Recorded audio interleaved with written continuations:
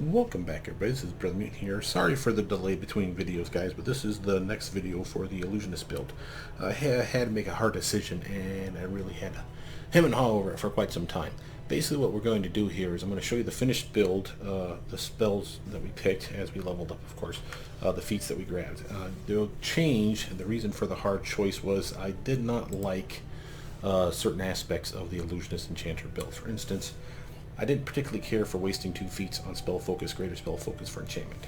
It felt weird that we didn't have any real melee in us, so again I took those 2 feats back and used it for something useful.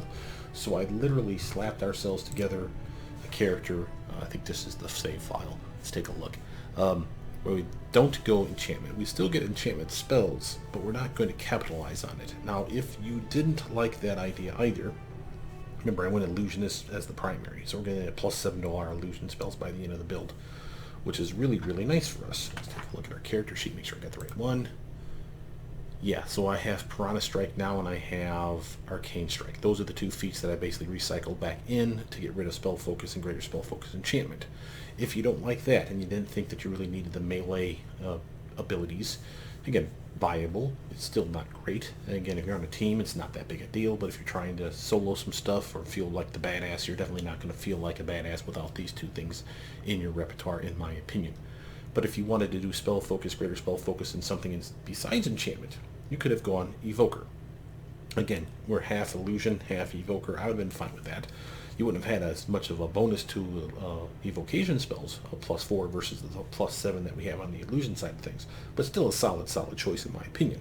If that wasn't your cup of tea, I hemmed and hawed over the idea of whether I should do elemental focus, greater elemental focus for either fire or cold. We had a lot of spells, as you'll see here in a moment, that are snow based, that have DC checks. They have other ones that are fire based, that have DC checks like Dragon's Breath, Controlled Fireball, and again we have cold spells in there as well. You'll see we have fire and cold spells, Shadow Evocation. One of the reasons I actually thought about this for elemental focus, greater elemental focus fire in particular, because then the Shadow Evocation at level 5 casting for the fireball spell, instead of having a +7 to the DC check, could be a +9. That's pretty goddamn huge. And if of course we Metamagic, as you can see, we can extend it to make it a level 6 casting over here, as you can see. Therefore, it's a level 6 spell, +1 to the DC check because of our Arcane Bloodline. And again, still being a +9 to either the Fireball spell or the Volcanic Storm spell. There's 2 fire spells in here. So again, could have been interesting. If you didn't like that, again, I suggested Cold for the other reason that, you know, there's Ice Storm in here as well. Now, that would be the only spell in that list, then we get the +9, obviously. And there was other reasons to want Cold. For instance, if we're not really going Enchanter all that much, we were still picking enchantment spells, but you could have convinced me to drop Constricting Coils to grab Icy Prison. Now that's a cold spell, and it's also an evocation spell. If you went evocation or cold, either way you went, I would swap this out for that, just so we're clear. Now let's actually briefly, I'm going to show you all the spells. I'm not going to talk about them except for at the very end, so I'm going to slowly pause in between each level to show you what we've picked, okay? So you guys can pause and take a look at what we have. So here's level 1, level 2, and again, ignore the ones that we've Metamagic. You will Metamagic everything. Level 3. Level 4. Notice we have a lot of free spell picks. We'll talk about that at the end. Level 5. Finally, level 6. Okay, so now let's talk about our free spell picks as we leveled up the character. First, let's look at the 3 that we grabbed stepwise. Level 9, we grabbed Sense Vitals. And then at 13, I grabbed Shadow Evocation. I felt like, well, if we're going to do mostly illusion spells, and again, we even got our spell focus illusion here at 13, as you'll see, then it made sense to really start grabbing some illusion spells. This isn't the only one you could have grabbed. We could grab this one. You could grab Rainbow Pattern, which is amazing. You could have grabbed Phantasmal Web, which is amazing. And again, we're going to get all of them, so it doesn't much matter when you grab them per se. It's more of a feel thing. So when do you feel like you need more damage? This is your guy. If you felt like you need more crowd control, then either Rainbow Pattern and Phantasmal Web would have been fine choices. You could have even grabbed something like Mind Fog earlier, but it really didn't make a whole lot of sense because we didn't have a whole lot of will save spells. We had a few, to be honest. Remember, it's not just illusion and enchantment spells that are will saves. Slow is a will save, Glitter Dust is a will save, and that's on our list. Another reason why I grabbed Mind Fog was because if I'm not going to go Spell Focus and Greater Spell Focus Enchantment, remember that's a +2 to those spells, which includes this one, then I'd rather have this one because, again, it's a -10 to their penalties to all will saves. So it sets itself up. See what I'm saying? It's AoE, it's not teammate friendly, so be careful with it. But by and large, I decided since I was picking this up, I really did need spell focus and greater spell focus enchantment. I'd love to have it, but you just don't have enough feats for it, quite frankly. For our free spell picks, the 6 of them, let's actually return to our book. Notice, again, here's our Sense Vitals, nothing in here. Here is 3 spells that we definitely picked up for free. Rainbow Pattern, Enervation, a race spell, Crushing Despair, an amazing enchantment, AoE spell, massive penalties, save or suck spells. So if they make the save, nothing happens, but if they fail their save, they're screwed for many, many minutes. No resave on that, so that's really nice for you. That's why I went with this one over something like single target spell like Overwhelming Grief, which is still an amazing spell. I just can't fit it in the build, quite frankly. Level 5, you see we grabbed Shadow Evocation, of course, as you know, and Mind Fog, of course, as you know, but we've also picked up Phantasmal Web and Constricting Coils, amazing spells, both of them. Enchantment for one and an illusion for the other. And then our last free spell pick was Phantasmal Putrefaction, so that's all 6 total, plus the 3 that we mentioned, of course, before. So again, we have a lot of different stuff, a lot of different tools at our disposal. We went Metamagic, Extend, Reach, and Empower, so you'll see in many cases you'll have 2 to 3 different types that you can buff up, and I buffed up Snowball multiple ways just to show you how far we can kind of push this luck. I mean, hell, we got it all the way up here to level 5, and now again, would I use this spell? Think about this. This is an extended, empowered, and reached snowball spell. Single target compared to something like Cone of Cold. The damage is nowhere comparable. However, that doesn't mean you don't want it. A, put it in your list. B, decide if there's a reason to need it. If it's a single target, and again, you can do sneak attack damage with this one, it gets it to be competitive numbers. Not to this level, but pretty damn close. And then throw one other thing on here on this. This one has no spell resistance. This one does. So again, there is reasons to want these spells in every category. Just make the whole damn list. Take the time to Metamagic the shit out of your book. Your book will be amazing. If you accidentally make a level 7, 8, or 9 spell, that's fine. Just keep plowing along. I honestly, what I do is I normally just grab a spell and just start making combos. And I usually color code them for a specific thing. So again, here, let's grab an example of one that can do all 3. Vampiric Touch. For Extend, I do yellow and a double border. Then for Empower, because it does damage, I think of blood, so I think of red, double border. Then if I want to do the Empower, I go blue, double border, and then from there it's nothing more than permutations of them. So again, yellow and red make orange, double border, yellow and blue make green, double border, and then red and blue make purple, make the bright one I suppose, double border, and then lastly all 3 make puke color, double border. Now I have every permutation thereof. Now notice, like I said, I've made a level 7 spell by mistake. Who cares? There is no level 7, 8, or 9 spells for you. Just once you're done with all your spells, just go through and just delete these things. No harm, no foul. They're not there anymore. No problem. You don't have to worry about it. As far as the feats are concerned, let's of course start with the fact that we went Gnome, Chaotic Good for a reason. There's a piece of gear out there where I believe you have to be either Chaotic Good or Good to get the gear. It's a necklace that gives you a +2 to your illusion and enchantment spells, and while I said we're not going Enchanter, we still have enchantment spells, and again, why not have a buff to them? So I still will grab that necklace, plus it benefits our illusion side of things. We have a strength of 10, dex 16, 12 con, 12 intelligence, 8 wisdom, a penalty, which we countered by having the Centipede Familiar, 19 to charisma for start. 5 points all went into charisma, so you're maxed out your charisma stats. So best spells, best DC checks, best number of spells in a day, best persuasion, and best use magic device as best as I can get you because of that. So that's really, really nice. Now, having said all that, let's look at our, well first let's over here, let's look at our skills. I put a point in athletics, a point in mobility, nothing more, just to unlock them and give us a little bonus for them. Notice we had persuasion, I have 10 ranks in it. Perception, I have 20. Notice that we have not only our Centipede Familiar countering our penalty to wisdom and then some, and we also have keen senses because again we're a gnome, so that's to your benefit. We put 4 points in knowledge arcana, 2 in knowledge world, and the reason for that is they leveled off nicely as an 8 and an 8, and that's not amazing, I'll grant you. Honestly, you could steal most of these points away and put them into 1 if that was your thing. If that's not your thing, because again they're still pretty lame ass low, it means like a +10 is what you're going to get here, +12 maybe on this one, and that's pretty bad if you just pick one. So take them all out and put them in something you do care about, like persuasion or use magic device or more trickery. Again, disperse them as you feel appropriate. But this is not a solo build. I just made sure that I had enough trickery, stealth, mobility, and athletics to get around at those early levels to get you some cheap XP early. Trickery, we got 7 points in it, nothing in any of the lores, and Use Magic Device ended with 5 points in it to give us around a total of a plus 15 by the end of the build. Decent, not amazing. And again, it's a solid build, much better in my opinion now that you have Arcane Strike and Piranha Strike, because our damage, this 13, is only coming from those two abilities. Those two feats were literally what's giving you this. Otherwise, we'd be swinging at a 1d4. Less once I shrink myself down, because I have yet to put Reduced Person on myself. Then I'd be like a 1d3. It's pretty goddamn lame. But having just Arcane Strike gives you a plus 5 by the end of the build. Free damage. And then this one here gives you a minus 4 to your swing, but like a plus 8 to your damage, as long as it's a light weapon or a weapon finessable one. So again, we're doing fine. Pretty happy with that. As far as skills or feats as we leveled up, first let's talk about our weapon upgrades. We went Arcane Accuracy, Enduring Blade, Prescient Attack, Ghost Blade, Invane Blade, and then Maximize Magic. None of these are set in stone, with the exception of grabbing Enduring Blade, I would say, as soon as possible. It's nice to have that buff last on your weapon, even if it's nothing more than a plus 5 weapon bump, where you're not grabbing all this weird stuff. Again, totally dig it. That plus 5 is really, really important early on, so the sooner you can get to that plus 5, the better off you are. Now, obviously, if it's a magic weapon, by the time you're getting these things, you will have magic weapons.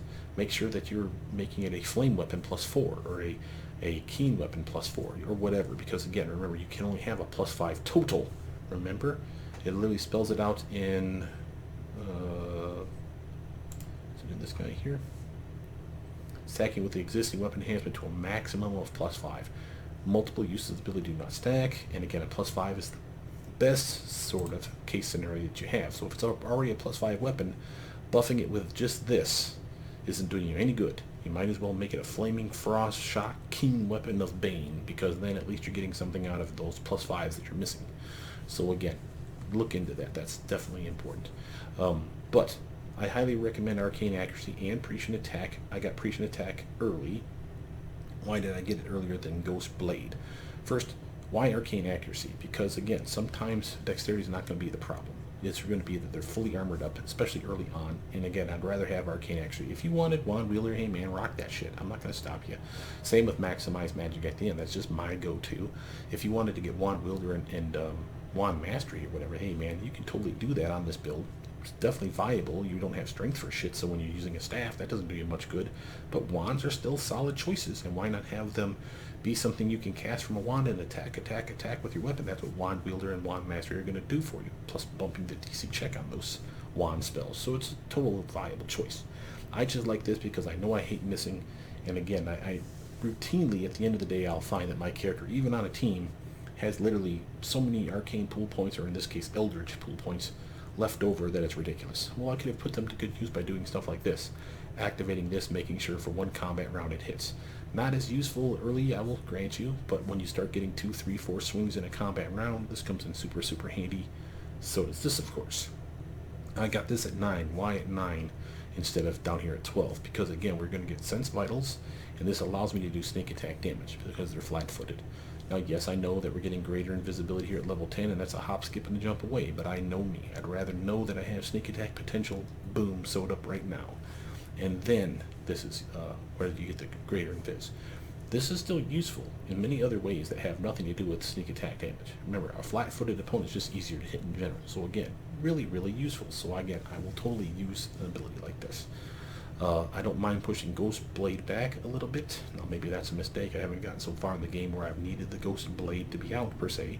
And you may say, well, your Brilliant Energy Blade is also a part of this. Yes, that's true. But notice you can't use Brilliant Energy until you get a plus 4 to your weapon. That's this one right here. So we're still getting it a level early, and we still can't use Brilliant Energy until level 13. So that's still fine, and I'm okay with that. And Bane Blade is just like always as soon as I can grab it for you. That's why it's here at 15. So solid picks. Now let's talk about our feats. First, let's talk about our Magus feats. Weapon Focus Ray, Point Blank Master Ray, and Greater Spell Focus Illusion. And again, it really doesn't matter. There's nothing up here that can't be put down here. So again, on you to grab stuff wherever it makes sense. But we start off with Weapon Finesse for obvious reasons. Your Dex-based build. Then we went Point Blank Shot, Precise Shot, and you'll see again Weapon Focus Ray at the same time. Why? Because again, this is when we unlock our Scorching Ray. perfect opportunity for it to land and land well. And again, why not get not only a -4 penalty taken care of, but also get a +1 in that swing just because what the hell. That's awesome. And then from here we get Metamagic Extend. Now this is, again, where you can shuffle stuff around. I got Metamagic Extend, I got Arcane Strike, I got Spell Focus Illusion, Piranha Strike, Metamagic, and another Metamagic over here. All those can be shuffled around as you need, but notice at 11, I really do need to have these 4 feats, in my opinion, in the places that they're at. So 1, 3, 5, and 5 need to be right where they're supposed to be. So that at 11 I can grab Weapon Specialization Ray, and then I can grab Point Blank Master Ray. Okay? So as long as you can do that, you're doing fine. Because this is, as soon as you can pick both those feats up, that means now you're a Point Blank Master. I can have things on like autopilot for Acid Splash and have nothing more than Sense Vitals and Greater Invis on and run into combat and do sneak attack acid damage and sneak attack damage with my blade multiple times. That's why you did that shit. And you don't have to worry about being in melee range to do it because of Point Blank Master Ray. That's awesome. So again, the Arcane Strike, the Extend, Metamagic, the Spell Focus, the Metamagic Empower, the Metamagic Reach, and the Piranha Strike, of course, can all be shuffled around as you see fit. I just know me. I'd rather have Arcane Strike sooner than later. It's all bonus, no minus. Piranha Strike still solid, and again, we'll get a better bonus for damage than this one, but it also makes you swing into penalty, so I'd rather have it a little later. I grabbed the Spell Focus Illusion because this is when you get your 3rd illusion spell, in my case anyway. If you didn't grab an illusion, like say you grab Mind Fog or Constricting Coils, which you know I said I would do, but I've changed up on that, then you may not want Spell Focus Illusion here. Feel free to move Piranha Strike up. Whatever. Shuffle stuff around as you need. It's a little late for the Metamagic, I'll grant you that, but I am happy that I grabbed the Extend early, because as you saw in our spell book, many things can be extended. We have our buffs besides, and the buffs are really important to me still, and almost, but not all, of our illusion spells have duration. Color Spray does. Phantasmal Killer does not, but Rainbow Pattern does. Shadow Evocation weirdly does, and that's amazing for you. Phantasmal Web does, and so does Phantasmal Putrefaction, but now of course it's level 6, so there's nothing we can do about that. But it's just to remind you that you do have the ability to use a Metamagic Rod on it to make it last longer. Just saying. So the build is solid. Again, I'm not considering this one of my best builds ever. I do like it. I think once you get all the gear that I think you need to make it awesome, for all the illusion stuff, you will really enjoy it. And let's just show you a little bit of what this guy is capable of doing, or this gal, excuse me. First, let's give ourselves a little bit of buffage. I commonly do these 4. So you have Blur, Expeditious Retreat, Shield, and Reduce Person. This one's going to make you teeny tiny, but it gives you a lot in the way of armor and swing potential. I also like to put Light Spell on myself so I can see my target compared to the rest of the team. Quick save. Now, you get bad guys in a room. Early on, you'll have Color Spray. It's like the level 2 spell that I picked up. It's a level 1 spell, excuse me, but I picked it up at level 2. This one is nice in that I can literally cast it. It's not teammate friendly, but if it works, you get that awesome cloud over their head, and it's obvious that it worked out. And it gives me a chance to focus on guys that I didn't get. So that's why you do that. Notice that these guys can be coup de grace. That's always something you want to check. Not that you can capitalize on it, especially later levels, but your teammates can't. So if I knock them down or I just stun them, and they're capable of being coup de grace, maybe for only 1 round, have someone else on the team activate that coup de grace. See if they can get it to fire off, and if they do, that's cheap damage that you just did for your team. Really set them up in a nice, nasty way. Just to briefly show you the saving throw on this spell. 25 is our DC check. Remember, I have all my toggles on for bonus to the DC. You're a gnome, so +1. We got +2 more from Spell Focus and Greater Spell Focus Illusion. We got 2 more for School Power Illusion. I should have pointed that out to you, but you knew that was going to be a thing. So that's at 5. Where did the other 2 come from? This +2 right here. That's why you're at +7. Otherwise, we'd be at an 18, which is what I would consider, quite frankly, typical DC check, because it's base 10 plus level 1 spell plus 7 for our charisma. That's the highest charisma I can get you unaltered, of course. So we're talking 18 is normal. as far as I'm concerned. So we're 7 points above normal. That's a lot. That's a big, big boost, and that's for every illusion spell you have. And again, if you didn't pick up things like, you know, Piranha Strike and Arcane Strike, you could have gone Elemental Focus Fire, Greater Elemental Focus Fire, and have spells like this guy, where it's either the Fireball spell or the Volcanic Storm. They both have DC checks to them now. This one could have hit like a brick shit house because the DC check would have been 9 higher instead of 7. So again, just to show you that guy, he's at 29. That could have been a 31, and that's unaltered, guys. That's a fucking huge Fireball spell. And the fact that I can make it not only 31, I could have made it 32 if I had extended it with Metamagic, which I can do. Cast it as a level 6 casting, it goes up 1 more point. That's a solid DC check. I can't stress that enough. Now, I didn't do it because, while yes, there's plenty of fire spells that you had access to, and yes, this would have been fun, you would have felt like a caster. You would not have felt like any kind of a Magus fighter. I mean, all these little buffs besides would have helped, but you would have been weak as hell. So you really would have had to clambered onto the idea that you were a caster. That you literally wanted to be a caster who wears armor, buffs himself and or the team. That's perfectly fine. And again, like I said, feel free to change that back. But it felt weak. Not having at least Arcane Strike at least on felt really, really soft. And even that is saying something with even things like Bane Weapon on, where I get a plus 2d6 to my damage, it still felt soft, like I said. So I think I made the right call. But again, on you for how you want to do it. Having said that, I don't have to show you all the tricks, but just another couple quick points. Remember, when you get bad guys to chase you, if you're zippy fast like I am and you're running solo or without much of a team, you can set them up where they come down the thing here, go through the Mind Fog, assuming they fail their check. Remember, for 2d6 rounds afterwards, they're penalized still. So these guys that just failed their will saves are at a -10 to their wisdom and will checks for the next 2 to 12 rounds. I have no idea how long it's on this guy, but it's a minimum of 2 rounds. That gives me opportunities to do stuff like this.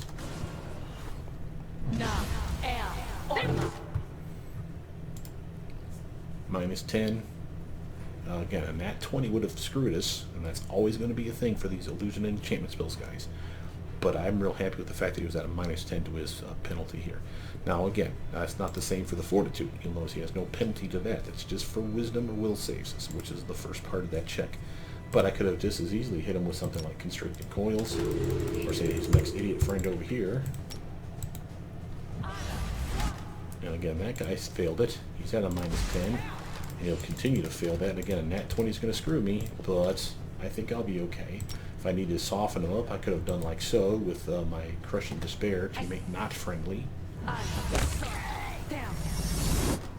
Again, nice penalty to his will save already, and while that may wear off any second now, he's at a -2 now, and I can prove that with, say, something that's teammate friendly like Rainbow Pattern. Boom.